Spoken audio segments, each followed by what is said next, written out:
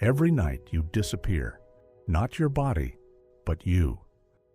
The world fades, the senses go quiet, but something deeper begins to move. This is not rest, this is not escape. This is a ritual your soul has practiced since the beginning of time. Modern science calls it rest, but across cultures, sleep was seen as something far more mysterious. Ancient cultures knew the truth. Sleep is not the end of awareness. It is the moment your soul steps out of the body and begins to walk into places beyond time, beyond thought, and sometimes beyond this world. In ancient Egypt, sleep was never passive. It was a nightly voyage through the Duat, the invisible realm where the gods and the dead dwell. They believed that when you sleep, your Ba, your soul's essence, leaves the body and travels freely. In Tibetan Buddhism, practitioners of dream yoga trained for decades to remain conscious within sleep, walking between worlds with intention. In Sufi mysticism, the soul's departure during sleep was sacred, a nightly return to the presence of the divine. All these cultures, separated by oceans and time, believe the same thing. Sleep is not escape, it is entrance. Neuroscience shows something strange. During REM sleep, the brain becomes more active than it is when you're awake.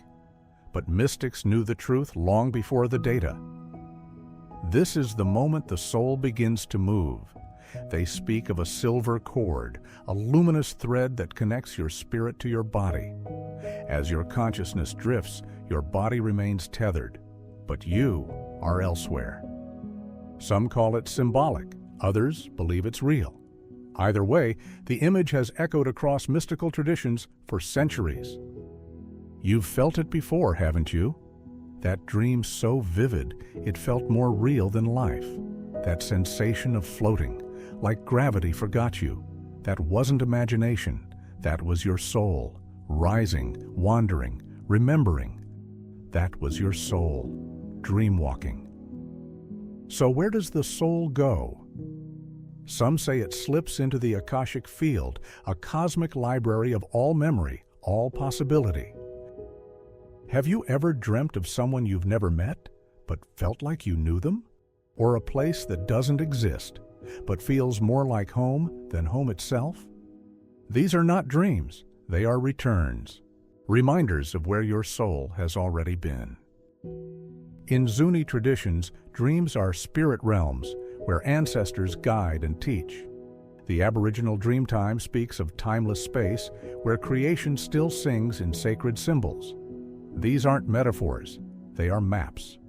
Most of us sleep blindly, tossed by stories we can't control, but some awaken within the dream.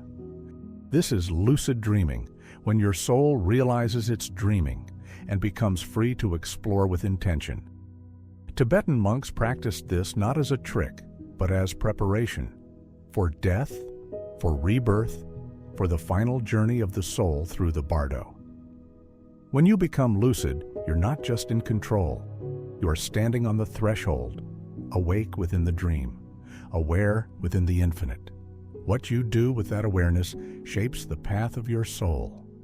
Many report meeting beings in dreams, some comforting, others mysterious, and some terrifying. Are they just fragments of your mind, or are they something more? Shamans and mystics speak of spirit guides, ancestors, and watchers who only appear when the soul is ready. Even Carl Jung wrote of the anima, shadow, and wise old man, figures who visit in dream to awaken the self. Pay attention to these visitors. Some may be reflections of your inner self. Others may be visitors. But all of them are there for one reason: to teach, to test, to remind you who you are. In dreams, time bends. You may live an entire lifetime in a single night, and yet, by morning, it vanishes. Why? Psychologists have long studied how time perception shifts during REM sleep, but what's happening inside dreams still puzzles science. Some traditions say the dream world exists outside of linear time, Others believe forgetting is intentional, a test of remembrance. But sometimes you do remember. The dream that lingers for days, the vision that changes you, the message that burns into your being. These are not accidents. They are soul echoes, sacred sparks designed to awaken something ancient within you. Sleep is not a pause from life. It is life in another form, a nightly pilgrimage where the soul sheds its mask and remembers its source. You are not your body. You are not even your thoughts. You are something far older and far freer. And every night, your soul is reminded of that truth. The only question is, will you carry it back with you? If this journey opened something within you, there are many more doors ahead. Subscribe to Silent Codex and continue walking the path most never see.